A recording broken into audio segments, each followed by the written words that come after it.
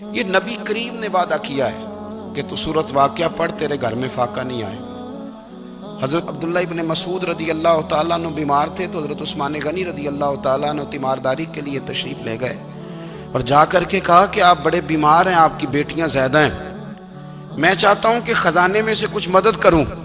تو سیدنا عبداللہ ابن مسعود رضی اللہ تعالیٰ عنہ اٹھ کے بیٹھ گئے اور کہنے لگے امیر المومنین، اللہ آپ کو میری طرف سے، میری بیٹیوں کی طرف سے بہتر صلہ دے.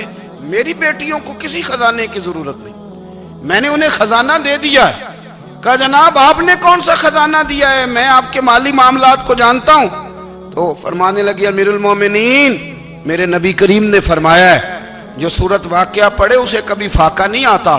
میں نے بیٹیوں کو یاد کرا دی ہے، یہ خزانہ میں نے انہیں دے دیا ہے. وہ سارے والدین سنیں جو بیٹیوں کے لیے پریشان رہتے ہیں. حضرت عبداللہ ابن مسعود نصیحت کر رہے ہیں، فرمانے لگے میں نے سورت واقعہ یاد بھی کرا دی ہے، پڑھنے کی عادت بھی ڈال دی ہے.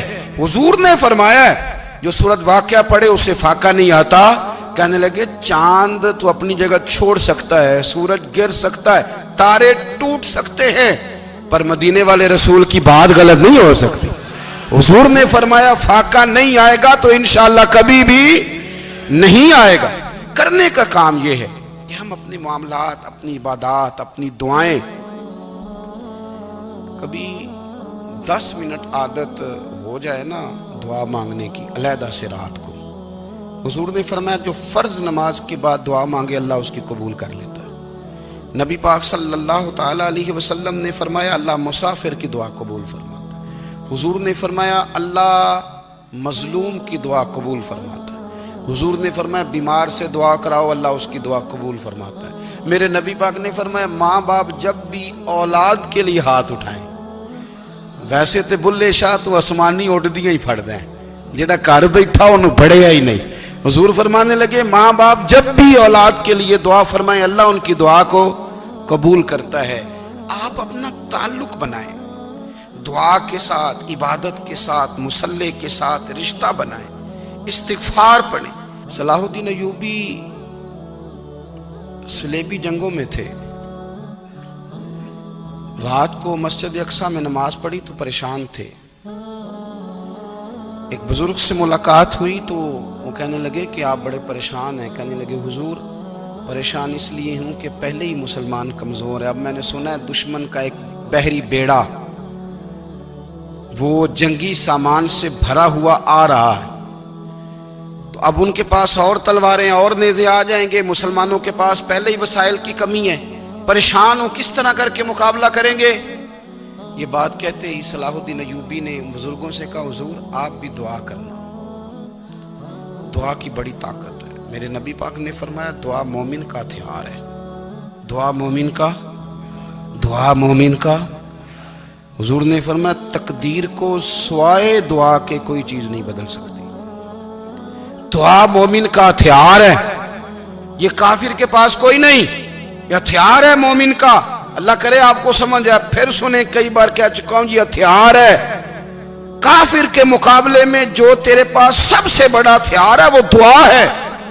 دعائیں کرانی چھوڑ دی، کرنی چھوڑ دی، لینی چھوڑ دی. حضرت سیدنا انس بن مالک رضی اللہ تعالیٰ عنہ فرمایا کرتے تھے میں نے وہ رنگ دیکھا ہے جب حضور دعا مانگتے تھے اور حضور کی مقدس آنکھوں میں آنسو بھی ساتھ ہی بہا کرتے تھے، میں نے وہ انداز دیکھا.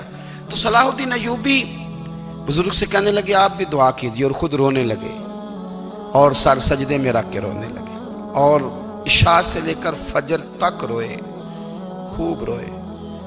صبح وہ بزرگ آئے تو صلاح الدین ایوبی کا خوبصورت اور ہنستا ہوا چہرہ دیکھا. کہنے لگے آپ بڑے خوش ہیں، رات تو میں نے بڑے روتے ہوئے دیکھا تھا. تو کہنے لگے حضور وہ جو بحری بیڑا آ رہا تھا نا وہ پانی میں ڈوب گیا ہے، اب وہ نہیں آ رہا، ابھی خبر آئی ہے تو میں بڑا خوش ہوں. بزرگ کہنے لگے اٹھ سینے سے لگ اور سونے کے بعد وہ بحری بیڑا پانی میں نہیں ڈوبا، وہ تیرے آنسوؤں میں ڈوب گیا ہے. وہ جو تو رات رویا ہے نا رب کریم کی بارگاہ میں تو وہ ڈوب گیا ہے. بھائی اپنا مصلی کا، عبادت کا، وظائف کا، اللہ کا سلسلہ اس کو مضبوط کریں، اپنی دعاؤں کے تعلق کو مضبوط کریں. دعائیں بڑے انقلاب برپا کر دیتی ہیں. ہم تھوڑے نا جب سے خشک ہوئے ہیں نا، خشک اور میری تو جماعت ہی صوفیاء کی جماعت تھی. ہم تو داتا علی اجمیری کی جماعت سے، ہم تو خواجہ اجمیری کی جماعت سے، ہم تو شیخ احمد فاروق سرہندی کی جماعت سے، ہم تو صوفیاء کی جماعت. ہماری جماعت نے بھی وہ تعلق جو ہمارے بزرگوں نے بنایا تھا. بزرگ اللہ کے قریب کیسے جاتا ہے؟ تو ہمارے یہاں نا بہت سارے لوگ کہتے ہیں جی نظر ہو گئی تو کام ہو گیا. بھائی جو بخاری مسلم میں طریقہ ہے نا اللہ کا قرب پانے کا، وہ تو نفل ہے. نبی کریم علیہ الصلوۃ والسلام نے فرمایا بندہ نفلوں کے ذریعے رب کے قریب جاتا ہے، اور اتنا قریب جاتا ہے کہ پھر اللہ اس کی زبان بن جاتا ہے، اللہ اس کی آنکھیں بن جاتا ہے، کان بن جاتا ہے، ہاتھ اور پیر بن جاتا ہے. تو یہ تو عبادت ہے، یہ تو اللہ کی بارگاہ کی حاضری ہے جو آپ کو اللہ کے قریب کرے گی. تو اپنے نماز کو اہمیت دے کے ادا کریں، نمازیں موبائل بند کر کے ادا کریں. لیکن نا کچھ لوگ کہتے ہیں مجھے ٹائم نہیں ملتا نماز کا. تو میں کہتا ہوں یہ آپ نے بڑی جرت کی بات کی ہے. مجھے کو میرا پیر بھائی کہہ دینا میرے پاس ٹائم نہیں آپ کو ملنے کا، تو میں کہتا ہوں آج کے بعد آنا ہی نہ. تو کیا سمجھتا ہے تو بہت بڑا آدمی ہے، تیرے پاس ٹائم نہیں ہے اور ہمیں ملنے کا ٹائم، موج کر. تو آپ نے اللہ رسول کو کہہ دیا ٹائم نہیں. اور عجیب فلسفہ ہے نا، کہا جائے نماز پڑھنے آؤ تو کہتے ہیں کپڑے ٹھیک نہیں، اور کہا جائے کہ آؤ ذرا دعوت پہ چلیں تو کہتے ہیں 1 منٹ ٹھہر میں کپڑے بدل کے آیا. نماز کے لیے کہا تو کہتا ٹھیک نہیں، دعوت کے لیے کہا تو کہتا میں ذرا تیاری کر لوں، یوں جانا مناسب نہیں. یہ معاملہ ٹھیک نہیں. رب تو فرماتا ہے کہ جب تو مسجد میں آ تو زینت اختیار کر کے آ، خوب ذوق سے دعا مانگیں، خوب شوق سے نماز پڑھیں، خوب استغفار کا مزاج بنائیں. آپ لوگوں کے بیچ رہ کے سکھ حاصل کرنا چاہتے ہیں، لیکن آپ کو پتہ ہے کئی مہینے غار حرا میں رہنا بھی مدینے والے محبوب کا طریقہ ہے. ہر سال اعتکاف بیٹھنا الگ سے، یہ بھی حضور کا طریقہ ہے. مسجد نبوی کے اندر دروازہ کھلتا تھا نبی کریم کا، پر گھر کے اندر نفل پڑھے نبی پاک.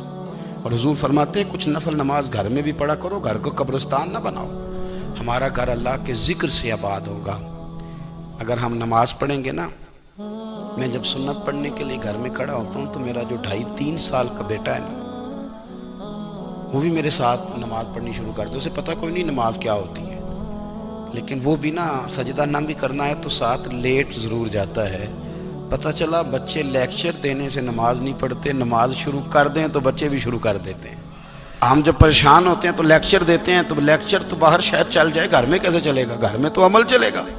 تو میرے عزیز، آج کے اس روحانی اجتماع میں ہمارے دوستوں نے جو محنت کی، ہم نے بار بار اپنی نیت سے پوچھا خدا ہمیں معاف کرے اگر کوئی ذاتی شہرت ہے، کوئی ہمارے ذاتی مفادات ہیں، رب ہمیں ہدایت دے. ہماری یہ خواہش تھی کہ روحانی اجتماع ہمیں تھوڑا سا اللہ اور اس کے رسول کے جانب مائل کرے، کچھ ہمارا رشتہ مصلی کے ساتھ مضبوط